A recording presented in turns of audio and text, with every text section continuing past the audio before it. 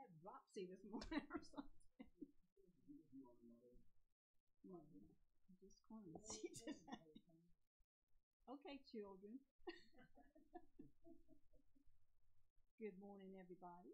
Good morning. Today, well, actually not today, but since we're a week behind because of the snow, if it were last week and we were on schedule, we would be doing the Advent, the third candle, which is the love candle, the candle of love. Christina Rossetti was a late 19th century poet, and she wrote, "Love came down at Christmas, love all lovely, love divine. Love was born at Christmas, star and angels gave the sign. Jesus was the fully divine, love came down, and fully human, love was born, Son of God." Making sense of him being fully divine and fully human is sometimes confusing, but the point is that love both came down and was born, because love is who God is. God's the creator of all things, seen and unseen. He's full of majesty and glory. God's presence also lives intimately within us, closer to us in the early days. So we light the candle of love as a sign of the beautiful mystery of God's love.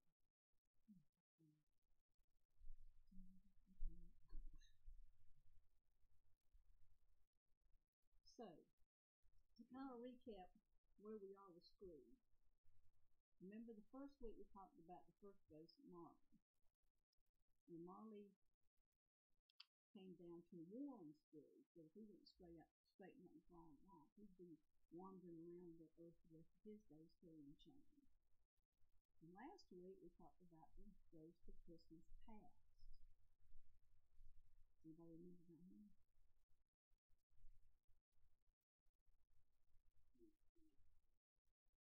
Yes, it looked like there was no restoration. Yeah. Strong and he showed Scrooge times in his past where maybe he was unhappy or he saw things that made him think, well, I could have done something now so that other people wouldn't have a past like mine. So today we're going to talk about the ghost of Christmas present. The ghost of Christmas present didn't come like the other day. After seeing two, Scrooge was kind of thinking, well, I know there's going to be another one. So he wakes up before the appointed time and he's kind of looking around and he's seeing anyone. Where's he going to appear? He's scared. And then he notices his bedroom door, there's this light outside the bedroom that's shining through the door underneath. And so he thinks, maybe he's up here. So he goes tiptoeing to the door, opens the door, and he sees his living area engulfed with tables of food, just tons of food everywhere, and green, holly, decorations. It's just a paradise of stuff. Holly and berries. The fireplace is even going. And there's this huge ghost, a giant, who is laughing and singing and happy and joyful. Now the ghost of Christmas past, he was showing Scrooge all of his past. He couldn't participate, he couldn't talk he couldn't touch anything, It was like he was watching a movie of his past, or looking through a scrapbook or something. He wasn't really in the scene. But this one, he can actually smell the food, and he can smell the flowers. He can smell. He sees it. He can reach out and touch it. So this ghost is more intimately involved with him. He's described by Dickens as, "I am the ghost of Christmas present," said the spirit. "Look upon me." Scrooge reverently did so. It was clothed in one simple deep green robe or mantle, bordered with white fur. This garment hung so loosely in the figure that its capacious breast was bare, as if disdaining to be warded or concealed by any artifice. Its feet, observable beneath the ample folds of the garment, were also bare, and on its head wore no other covering than a holly wreath, set here and there with shining icicles. Its dark brown curls were long and free as its genial face, its sparkling eye, its open hand, its cheery voice, its unconstrained demeanor, and its joyful air. Girded round its middle was an antique scabbard, but no sword was in it, and the ancient sheath was eaten up with rust.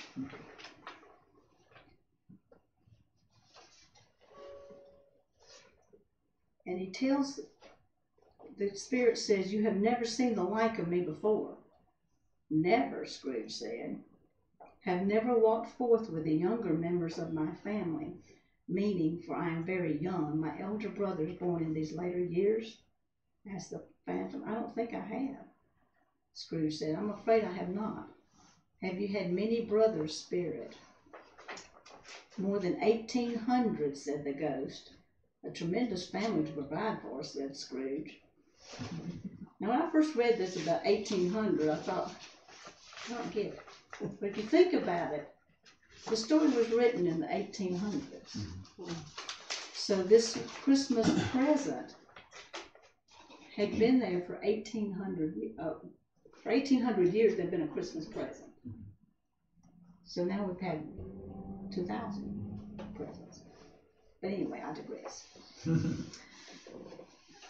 The laughter and the warmth of the room and the decorations of Christmas remind us of God's ever-present abundance. God is always here in our present. He's been in our past and He's going to be in our future. But the present is the only time that we actually feel. Today is the present. Tomorrow it's going to be the past. The past is a memory, the future is a dream, the present is now. And now is when everything happens. Every word of love we share, every meal we enjoy, every song we've heard, we're all experienced in the now. The past and future are simply just nows that you have experienced or will experience. So not only is God with us now, He offers us everything we need. He provides for us. He's with us in the past, present, and future. Sin is what causes us to be afraid that we're not going to have enough. So we buy more food than we need, more clothing than we can wear, and more shelter than we can keep clean. Ladies, I know you understand. A 4th century monk, Basil of Caesarea, once said, "This bread which you have set aside is the bread of the hungry. This garment that you have locked away is the clothing of the naked. Those shoes which you let rot are the shoes of him who is barefoot. Those riches you have hoarded are the riches of the poor." God always provides enough. Our problem is we're afraid it isn't enough. And this goes all the way back to the beginning of Adam and Eve. They had the life of perfection. And one thing was forbidden. Well, if it's forbidden, I bet we need it, you know? So they eat the apple. I've always figured the reason Eve did it first was because she couldn't think of anything to feed them. So that was available, and of course she gets blamed, but anyway. So God's gifts are truly abundant. But and they're there. I mean, all we need is what He provides us. So the Ghost of Christmas Present introduces himself as, look at all this glory of Christmas, you know. So then he decides that he's going to take Scrooge on a journey. So he said, just reach out and touch my robe and we'll go on a journey. So as soon as Scrooge does that, all this food and all this stuff disappears. So in the movie version, you see him flying through the air. You know, he's hanging under the robe and he's flying around. So as Scrooge begins to travel, he goes through a town, and you know, in the wintertime, like we've seen lately, when it rains every other minute, everything is gloomy. You know, the trees have lost their leaves, the flowers are gone. It's just ugly. Unless you have snow or something, then it gets ugly. So as Scrooge goes through town, he sees how bleak everything looks. And it's not that the streets are full of squalor, it's just grayness of it. The cloudy days, the rain, it's depressing. But he sees the people out there, and they're happy. Even the ones that are shoveling the snow, their neighbors are shoveling their snow and they're just throwing snowballs. They're having fun, you know, laughing and talking. And Scrooge is not a happy person. He can't understand this. He can't understand that, you know, it's ugly. Why are you so happy? And this must have been what Jesus' first night on earth was like. In the song Silent Night, we sing radiant beams from thy holy face with the dawn of redeeming grace. But too often we forget that Christ's light was shining on the poverty of a family that could find no room in the inn. So maybe Scrooge, for the first time, is beginning to see what Christmas really is. A glimmer of hope in a hurting world.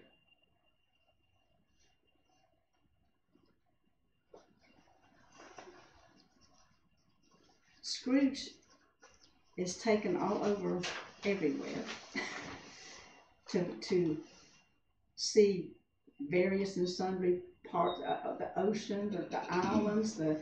It's almost like this whole trip with the Christmas present is all over the entire world. And he sees the sailors and they're happy. He sees the people in other countries and everybody's happy. He's traveling with a ghost when the church bells ring out. As the town people leave their homes together in the sanctuary, the spirit starts sprinkling incense on the family's meals as a means of blessing their food. And Scrooge is kind of thinking, well, why is he giving more of incense to some people than he is to others? So this kind of makes you think how God works in this world. Sometimes we think that everybody should have the same amount and everybody would be happy. But that's not the way life is. The author of this book says that he saw a cartoon that explains this pretty well. Imagine a 6-foot-tall fence and 3 people of varying heights trying to see what is on the other side. One person is 6'3", the other 5'7", and the other one, like me and Joel and Rose, short. So let's say that each person gets a 1-foot crate to stand under to see over the fence. Well, the tallest person, if he gets on a 1-foot crate, he can't even hold on to the fence, you know. The shortest person still can't see over the fence. And the person in the middle, I can see everything. This is equality, but it's not justice, is it? Because every person is different. Maybe God did this for a purpose. Do you ever think about that? It's not equal, but maybe it is to show humanity that you're supposed to help your brother. You know, sometimes our Christmas missions miss the mark. We're so quicker to offer less fortunate people. We go to the Salvation Army. We get gifts for the kids. We give food to the poor. And we feel good. We get up to 1,100 notices in the mail. Contribute to this charity, that charity. So we pick out a few and we write our little checks. And we feel good, don't we? But did you ever stop to think that that's only part of it? That maybe you need to stop and reflect, why do these people need help? What misfortune have they undergone that makes them need help? You know, working at the food bank, especially like on the Tuesday that John are there every week, and there's a smaller group, you become more familiar with them. And they're happy. They're really happy people. They take care of each other. And Mrs. Heatherly, that's a bit on our prayer list, most always on the Saturday distribution will bake brownies for us and bring them. And this December one, Erin had announced to the group that was standing before we opened that she had been in the hospital. And so we had a little prayer for her. Well, lo and behold, before the end of that food bank distribution, she had come by and brought her brownies. These are people that we serve. These are people we help.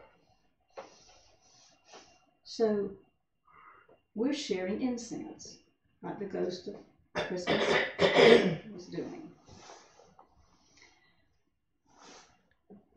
We don't know what people go through. I mean, you know, the recession of 10 years ago hit everybody's pocket. And people that had never been out of work before found themselves looking for jobs. So it's not our part to judge people why they need help. God tells us to help them. The next place that Scrooge is taken to visit is the Cratchits, Bob Cratchit and his family. So he can look in on them. And he knows that they don't have a lot of money because he knows he pays Bob Cratchit peanuts. and is selfish. But the Cratchits have this Christmas goose. And there never was such a goose in their eyes. They have always a large family. There's probably about 5 or 6 kids. And they have a meager meal. They have the goose. They have some potatoes. Perhaps a few other little things and everything. But they're so excited over their Christmas goose.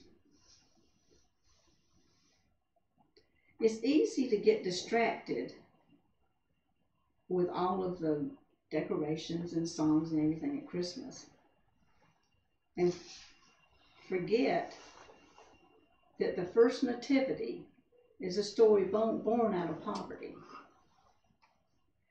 where scarcity was transformed into abundance by a God who will stop at nothing to be with us.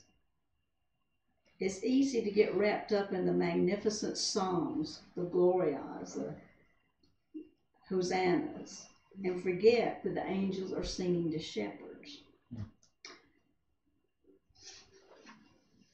In Luke's nativity story, it begins with, in those days, Caesar Augustus declared that everyone throughout the empire should be enrolled in the tax list. He wants to make sure that Jesus' birth narrative is in a specific time and place. This is the story of when God entered into human history, not with thunder and lightning like you would think a God would come down, but with a chorus of angels and lowly shepherds. In those days, Luke says, he wants us to know that God becoming incarnate in a real time and a real place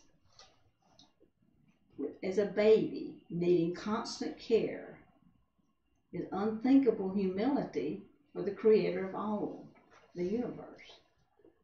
There's a transformation happening here. Jesus was born in Bethlehem, which means house of bread.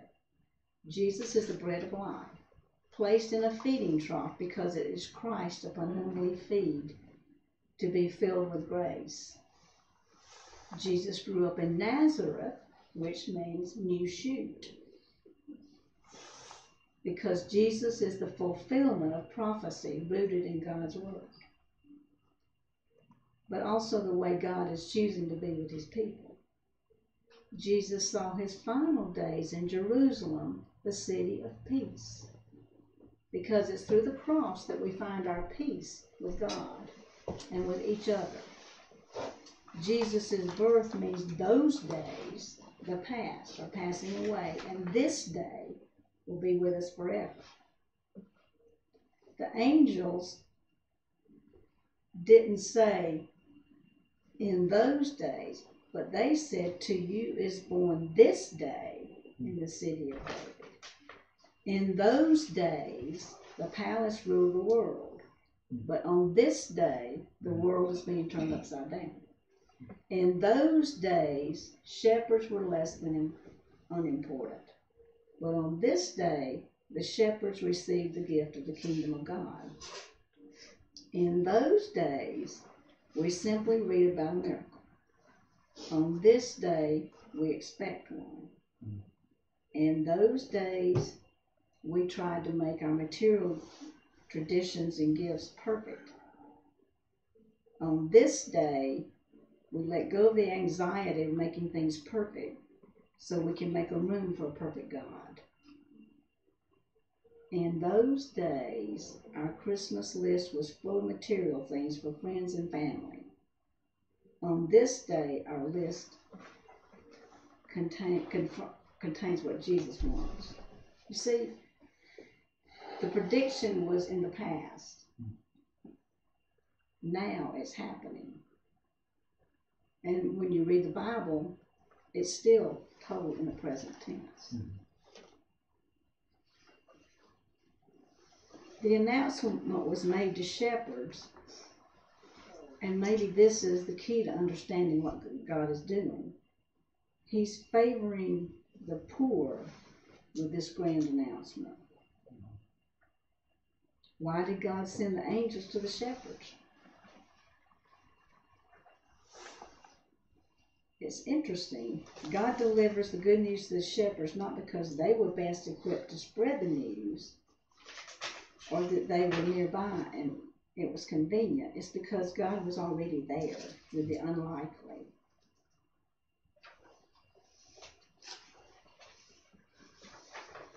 Also, the Christmas story is a story about a miracle. The infinite and mighty God entered into the world as a helpless baby.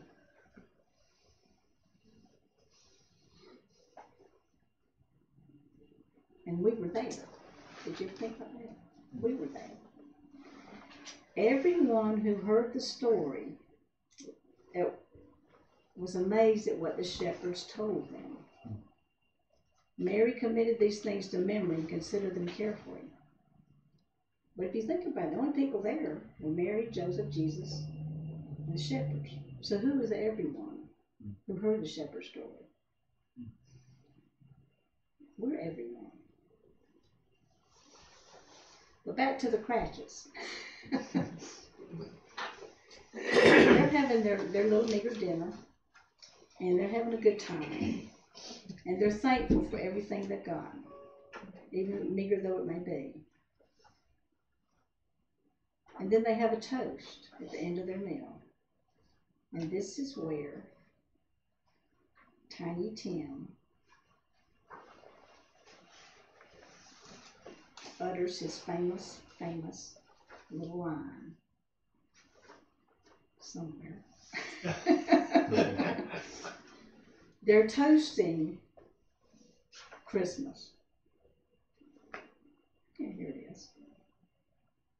They have a jug of something, but they also have 2 tumblers and a custard cup without a handle. That's what they have to drink from. And they have hot, it's probably spiced cider or something like that. But Bob serves it out, and the chestnuts are roasting on the fire. And then Bob proposed, "A Merry Christmas to us all, my dears. God bless us." And all the family said the same thing. And Tiny Tim says, "God bless us, everyone." Tiny Tim had been to church that night. And he was so excited when he got home. He said, "I just hope people noticed that I was there and saw me with my little crutch and realized that Jesus is the one who came and healed the lame, made the lame walk and the blind see." Well, seeing all of this, Scrooge is thinking, is Tiny Tim going to be okay? Is he going to be here next year? He asked the ghost, and the ghost says, "I see an empty chair there and a little crutch with no owner." Well, Scrooge is very sad. This is another crack in his stingy little veneer. He's got compassion. Compassion for this little boy that's still happy, and even though he's not doing well. So the last place that the ghost takes him is his nephew Fred's house, and they're having a party. They're having a big party. They're just having the best time, and he's watching them, and it's so much fun. And he gets to peep in and see what they're doing. And he overhears a conversation between Fred and his wife. His wife said, "I'm sure he's very rich, Fred. At least you always tell me so." "What of that, my dear?" said Scrooge's nephew. "His wealth is of no use to him. He don't do any good with it. He don't make himself comfortable with it." And his wife said, "I have no patience with him." Fred says, "Oh, I have. I am sorry for him. I couldn't be angry with him if I tried. Who suffers by his ill whims? Himself always." So they get to talking about him. And then they start playing this little game about trying to guess something. It's a game called Yes and No, where Scrooge's nephew had to think of something and the rest had to find out what it was. So he starts thinking of an animal, a live animal, rather a disagreeable animal, a savage animal, an animal that growled and grunted sometimes and talked sometimes and lived in London and walked about the streets and wasn't made a show of and wasn't led by anybody and didn't live in a menagerie and was never killed in a market and was not a horse or an ass or a cow or a bull or a tiger or a dog or a pig or a cat or a bear. At every fresh question that was put to him, this nephew burst into a fresh roar of laughter, and there was so inexpressibly tickled that he was obliged to get up off the sofa and stand. At last someone cried out, "I have found it out. I know what it is, Fred. I know what it is." "What is it?" cried Fred. "It's your Uncle Scrooge."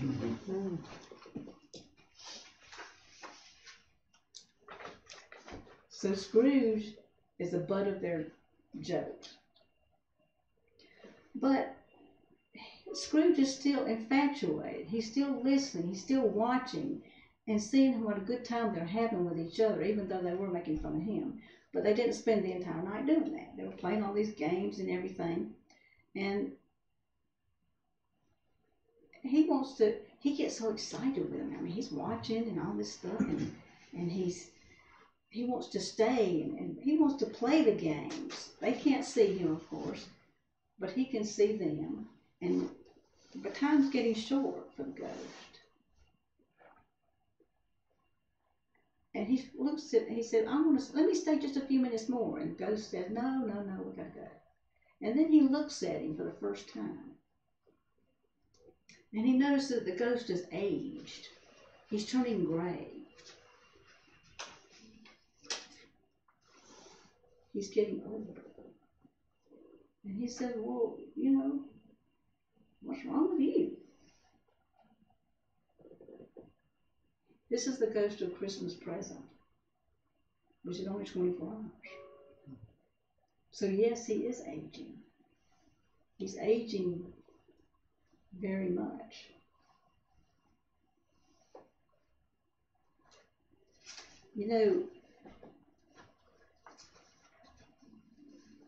The present is fleeting. The past is always there, and so is the future. Now is the time to live our life with no regrets. The word present also has another definition. Gift. God gives us a gift every single morning of our lives. The gift of a new day. And he expects us to use it wisely.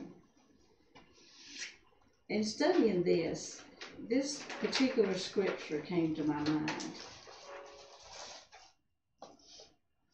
It's the parable of the sheep and the goats. When the Son of Man comes in his glory, and all the angels with him, he will sit on his glorious throne. All the nations will be gathered before him, and he will separate the people one from another as a shepherd separates the sheep from the goats.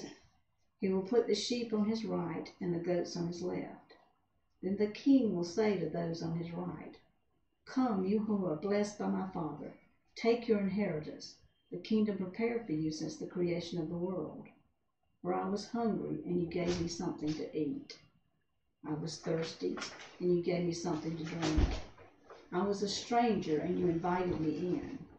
I needed clothes, and you clothed me. I was sick, and you looked after me. I was in prison, and you came to me." Then the righteous will answer him, "Lord, when did we see you hungry and feed you, or thirsty and give you something to drink? When did we see you a stranger and invite you in, or needing clothes and clothe you? When did we see you sick or in prison and go to visit you?" The king will reply, "Truly I tell you, whatever you did for one of the least of these brothers and sisters of mine, you did for me." Kind of reiterates what Marley was trying to tell him, doesn't it? Any questions? Do we get to hear the hope goes to the future? Next week. Okay. We're a week behind everything. It's in the future. I'm glad. Some people just can't wait. The big one, I think, is this rightfully so. It's kind of a turning point because he sees Tiny Tim, and with the Ghost of Christmas Past, he sees these things and he goes, "Oh, it's regret now. I can't do anything about this. Right. I can't change this outcome." Right. But he asks about Tiny Tim. Is he going to make it? And spoilers, he can do something about Yes, it. he Right? can. He actually has The power. the power now because it's the present and the future. Yes. So.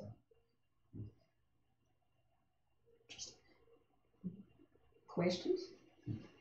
Surely I'll have some kind. Not that I can answer, but you might have questions. The other one, back to the first one with the feast. FOMO, anybody know what that is? FOMO, fear of missing out. It's a big thing. Yeah, Right. yeah. FOMO. Right. You go, "Oh, that thing. Oh, that would be so wonderful to do." Or the whole Pinterest. Oh, this. Oh, look at that beautiful. Whatever it was. Kids' party. And we try Christmas so party. hard to make everything perfect in the present, but we can't. It's sort of like, be careful what you wish for, you might get it. That's right. Yeah. It might not be all you thought it was going to be. That's right. That's right. We try to outdo each other all the time. But why? Why only at Christmas time? It's fleeting. Is it? Well, I was going to say it's a short season, but it starts in July, so I don't know. And it ends ends on Christmas Day. It does. As opposed to what it's supposed to be is the next 12 days. But Yeah, it does. I've always thought, even as a kid, that the most magical time was Christmas Eve. Christmas Eve night. And especially when you go to Christmas evening services and everything, it's just peaceful and magical, and you've got this time of awe. And then you're right. By Christmas night, it's like, oh, it's over. done That's with that. it. It's done. Is that all there is? Yeah, exactly. The music stops. Yeah. 3 o'clock, December 25th. And then we started again in next July or November or whatever. But we should keep Christmas every day. Yes. Yes. Let us pray. Gracious God, our ever-present Lord, help us to let go of our worry and self-loathing so that we might see today as a gift. By your Spirit, help us to share joy and laughter as a sign of faith and trust in you. And as Tiny Tim says, God bless us everyone. Amen. Another meeting of presence. Thank you, Judy. I want to look at Thanks, it. I'm Is that proud. fine? Yeah. Are you sure? Oh, you're It's not. definitely coming from You're all- Good That day, end, I think. Good.